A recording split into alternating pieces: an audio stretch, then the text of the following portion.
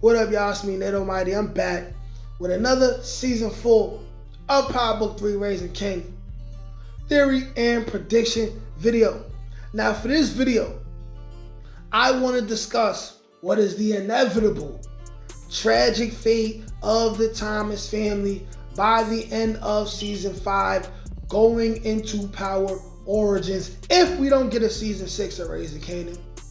Because I do believe that before they give us Power Origins, they have to finish and wrap up the character arcs of Lulu, Marvin, and Rock.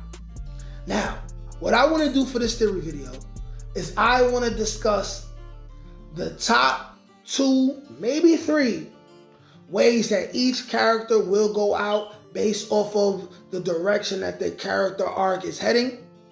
And I want to give details as to why I feel like their character arc is going to end and they are going to either die or go to jail. Why it will happen that way.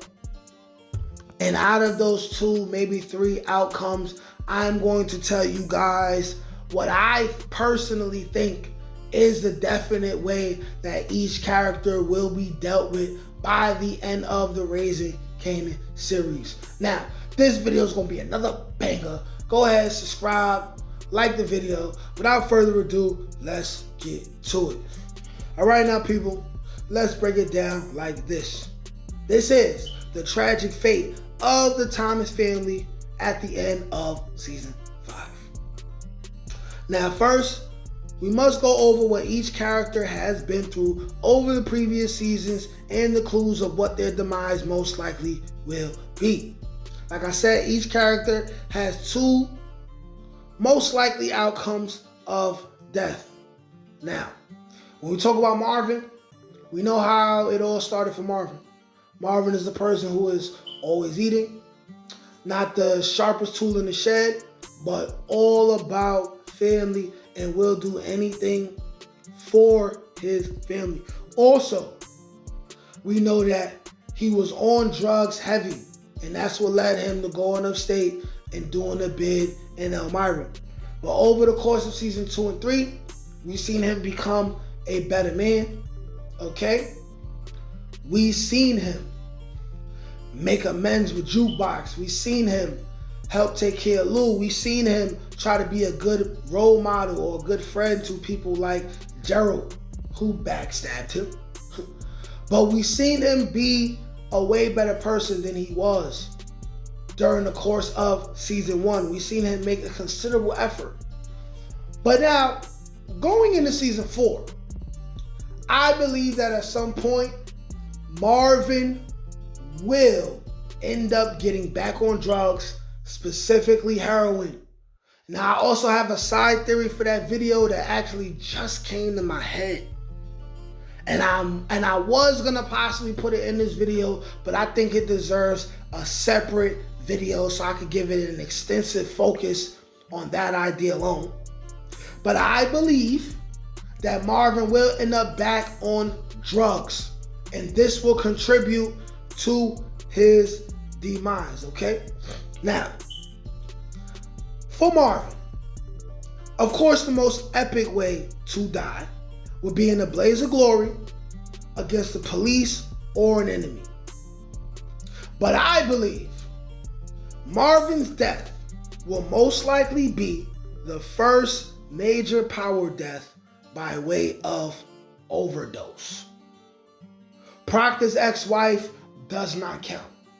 What I mean is this: the weight of Marvin overdosing on heroin is not the same kind of weight of Proctor watching his baby mother die and overdose on, what is it, cocaine? Do people even overdose on cocaine? I have a lot of people who do coke in my family that they've never almost overdosed or nothing. But anyways, I believe it would be so tragic for Marvin to go through all that he went through, and then due to everything that's going on with his family and in the streets, he just succumbs to the pressure, and one day, he just hits the bag. I noticed that the Power writers subtly want to show us that other side of drug dealing, where it's not just using, but the more likely reality of the people who use, a lot of them always end up succumbing in one way or another to that drug of choice. I believe that when Marvin goes, it will not be in a blaze of glory.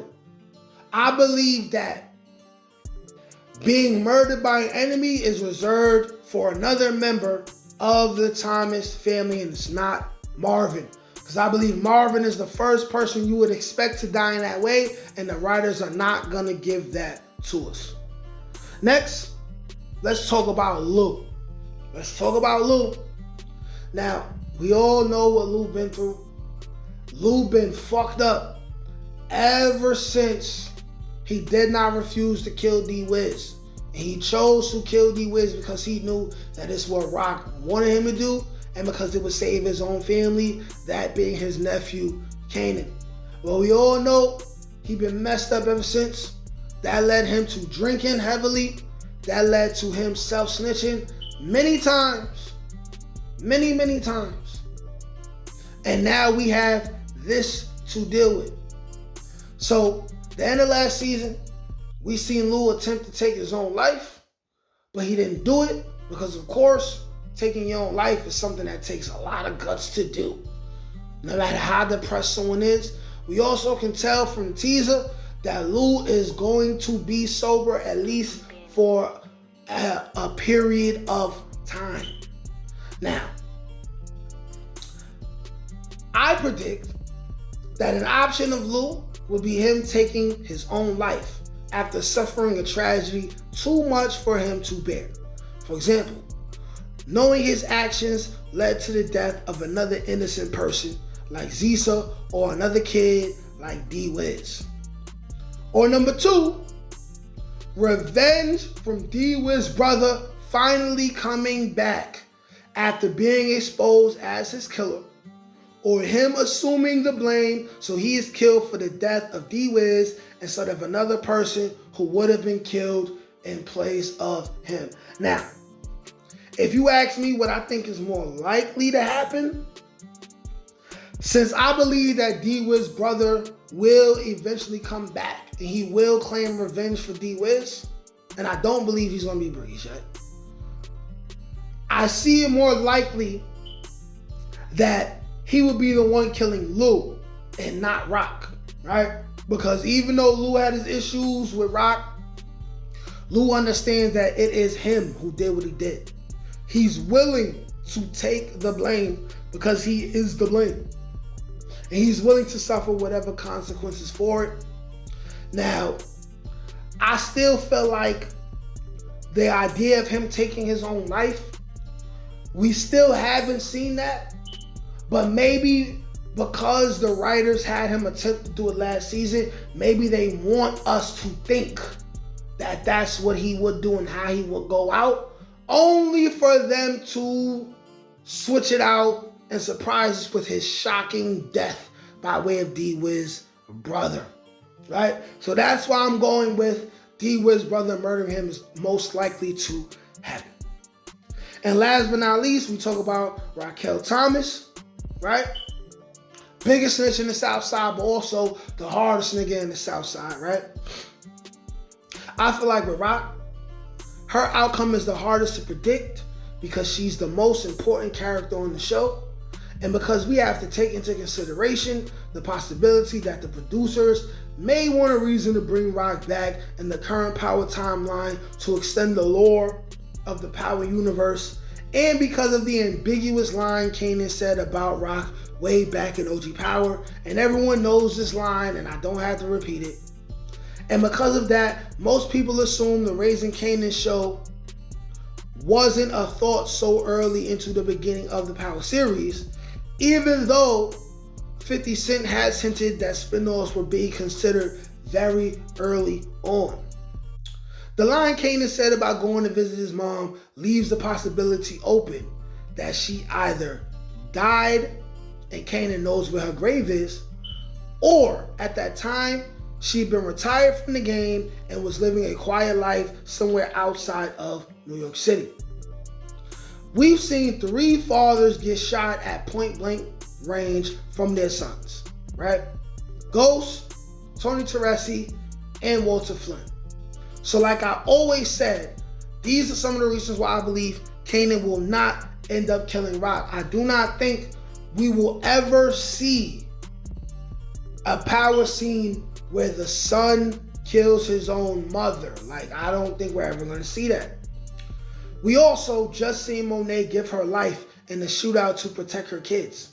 So most likely, the Power Writers aren't going to repeat that same thing with Rock, who is also a woman like Monet as well. So, either she dies in connection to someone from her past before the current Raising Kanan timeline, right? Someone connected to High Post or DEF CON, which I believe is very possible to happen. Or she becomes a federal informant in order to save her own life and Kanan's after losing both Lou and Marvin. This would include her having to help police solve many unresolved drug-related cases, and she would have to do a little bit of time. And upon leaving prison, she may be put in witness protection, or she has some backup money saved somewhere, or Symphony was waiting for her by the time she got out, and she just simply went to go live with Symphony somewhere, and her enemies know nothing about Symphony, so they would not be able to track her down and kill her, right? Right? And Kanan will go many years without seeing or hearing from his own mother until he goes to prison and she reaches out to him.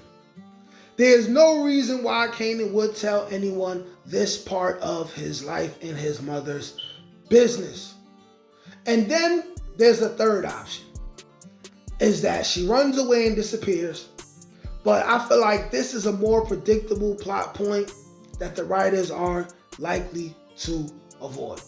With that being said, y'all let me know what are the most likely demises for the 3 Thomas family members. Like, share, comment, subscribe. Peace. Can't teach that shit, nigga. Come on. That's God-given. That's touch my ink. That's on the dome, nigga.